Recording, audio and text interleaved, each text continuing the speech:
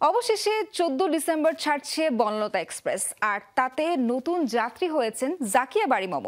এর আগে জানা গেছে তানিম নূরের এই সিনেমায় জুটি বেঁধেছেন শরীফুল রাজ, সাবিলা নূর, আছেন মোশাররফ করিম, চঞ্চল চৌধুরীর মতো বিখ্যাত সব তারকা।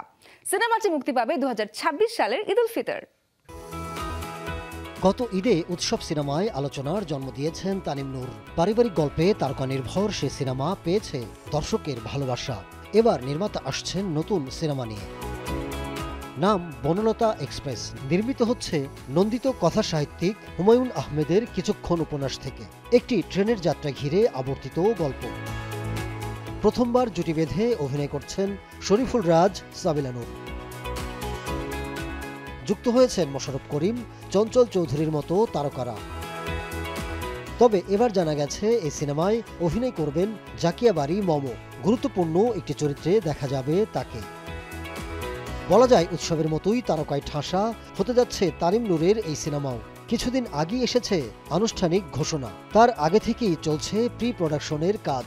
অভিনয় শিল্পীরা নিয়মিত অংশ নিচ্ছেন মহড়ায়। শুটিংয়ের জন্য তৈরি হয়েছে ট্রেনের সেট। সংশ্লিষ্ট সূত্রে জানা গেছে 14 ডিসেম্বর ঢাকায় শুরু হচ্ছে শুটিং। পরে শুটিং হবে ঢাকার বাইরে, কিছু অংশের দৃশ্যায়ন হবে বিদেশেও।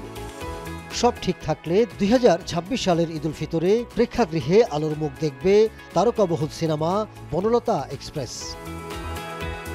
Ahmed Taokir, showbiz tonight.